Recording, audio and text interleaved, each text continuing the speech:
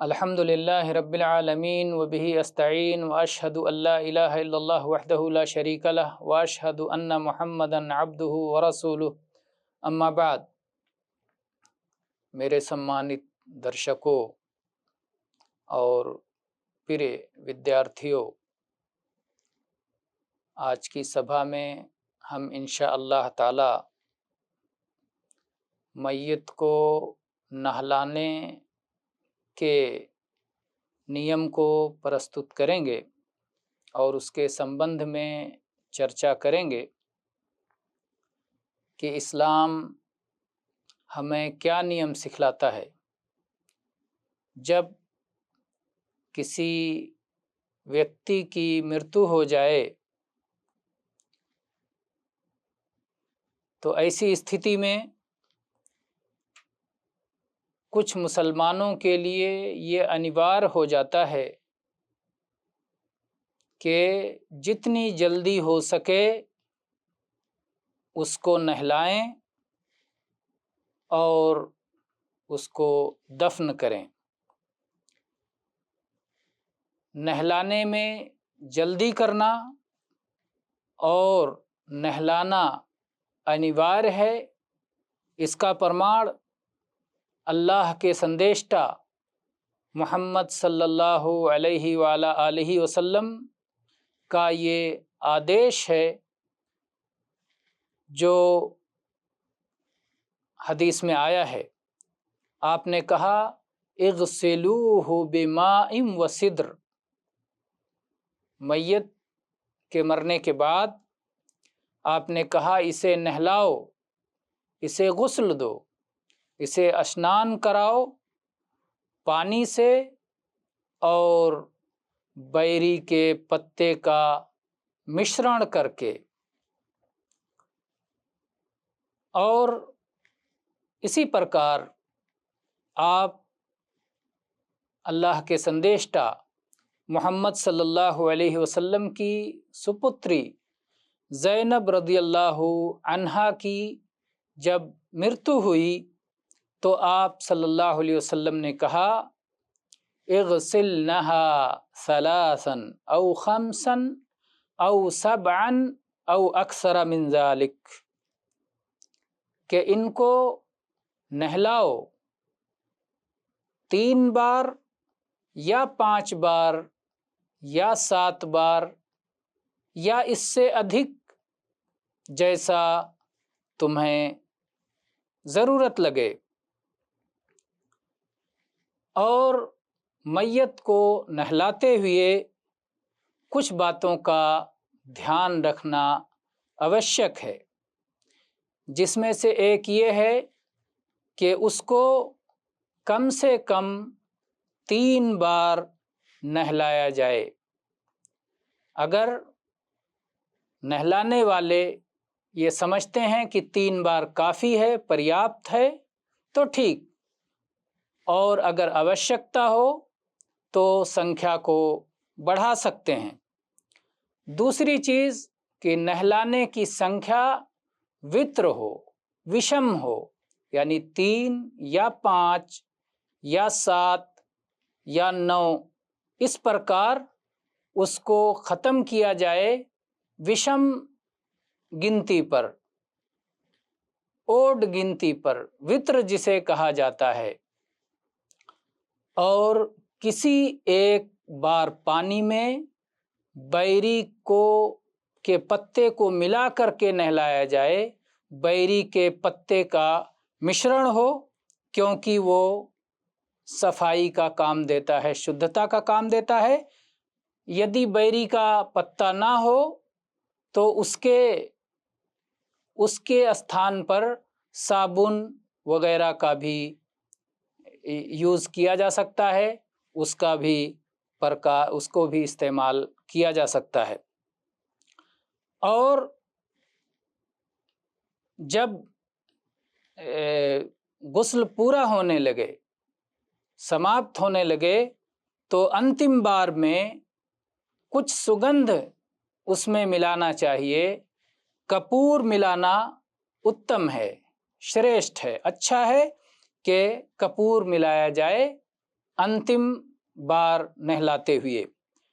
और यदि मैयत महिला है, जिसकी मृत्यु हुई है वो महिला है, उसे नहलाया जा रहा है, तो उसके सर के बालों को, उसकी चोटियों को खोल करके उसको खूब अच्छी तरह से धोया जाए। बालों को धोने के बाद बालों में कंघी की जाए और फिर उसकी 3 चोटियां बना दी जाएं और पीछे डाल दिया जाए। 3 चोटी पूरे सर को 3 हिस्सों में, उसके सर के बालों को 3 हिस्सों में तकसीम करके 3 चोटी बना करके उसे पीछे डाल दिया जाए।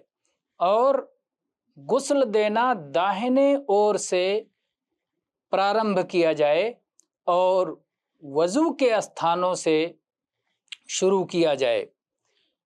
और इसी तरह से मैयत को नहलाने के नियमों में से ये भी है कि पुरुष पुरुषों को नहलाएं और महिलाएं महिलाओं को नहलाएं।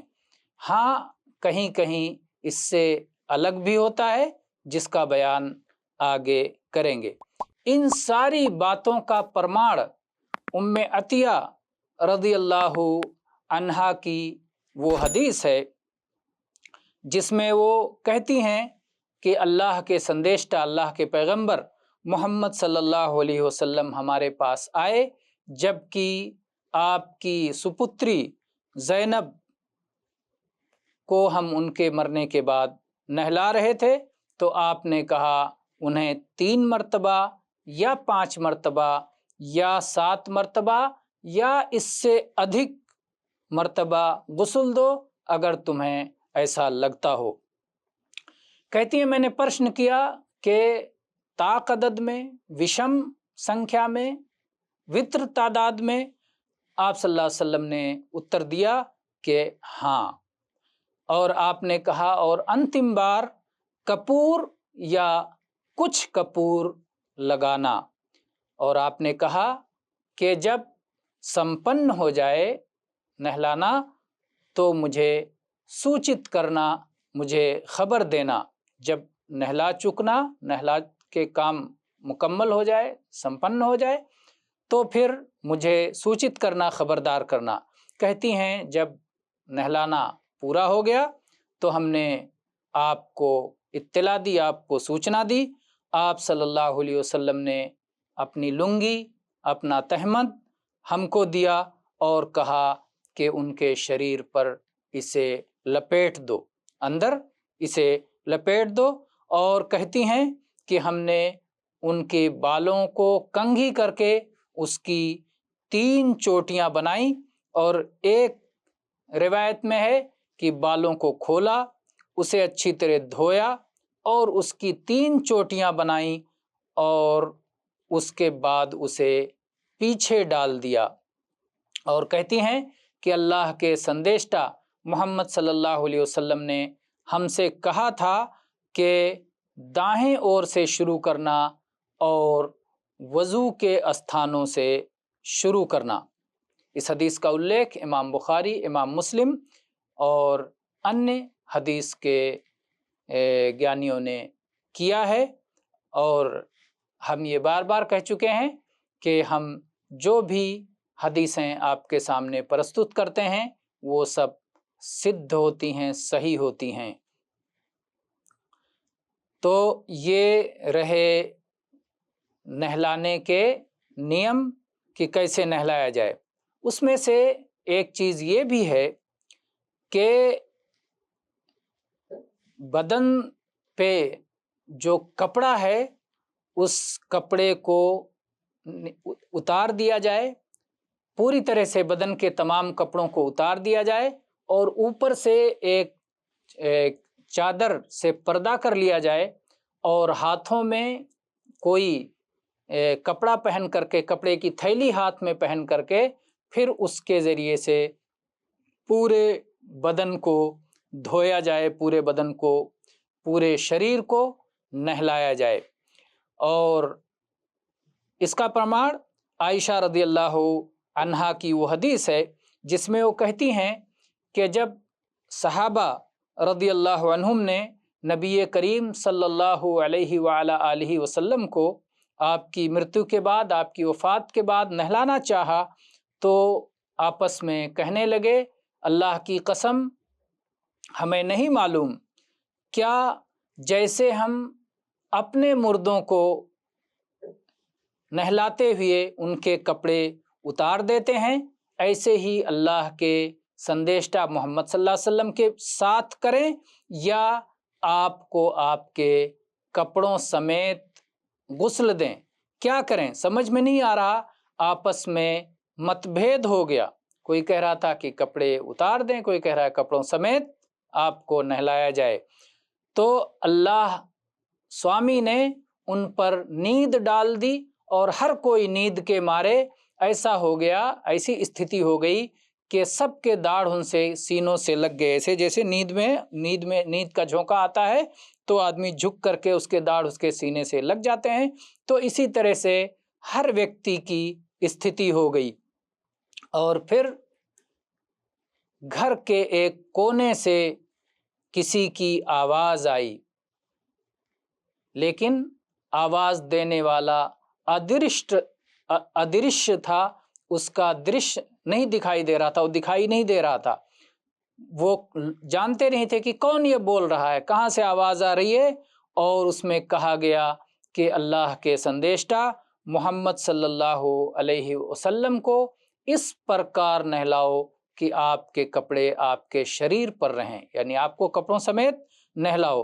چنانچہ صحابہ کھڑے ہوئے اور آپ کو آپ کے کپڑوں سمیت نہلایا، آپ کے اوپر کپڑے کے اوپر سے پانی ڈالتے جاتے تھے اور قمیص کے ساتھ بدن کو ملتے جاتے تھے، ہاتھ ڈائریکٹ آپ صلی اللہ علیہ وآلہ آلہ وسلم کے شریر کو نہیں لگتا تھا۔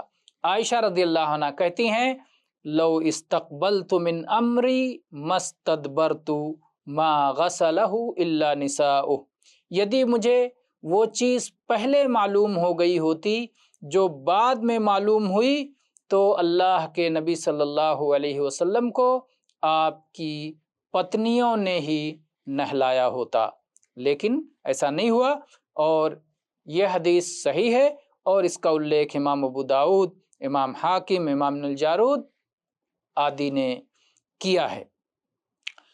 تو بہرحال یہ کچھ نہلانے کے سمبندھ میں نیم ہیں، اور اس میں سے ایک بات یہ بھی یاد رہے کہ اگر جسے نہلایا جا رہا ہے وہ احرام کی استھتی میں ہے، یعنی حج کرنے گیا تھا، عمرہ کرنے گیا تھا، ابھی حج عمرہ پورا نہیں ہوا، احرام کی استھتی میں تھا، اسی میں اس کی وفات ہو گئی، تو ایسی صورت میں اس کو سگندھ لگانا، کپور لگانا، خوشبو لگانا ورجت اور پرتیبندھت ہے۔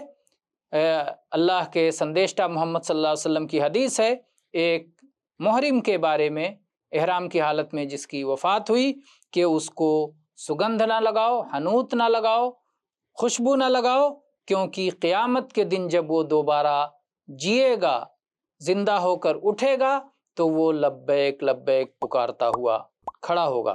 یہ حدیث صحیح بخاری اور صحیح مسلم میں ہے۔ اور یہ بھی ہے کہ پتی پتنی ایک دوسرے کو نہلا سکتے ہیں، اس سمبندھ میں انشاءاللہ ہم اگلی سبھا میں بات کریں گے۔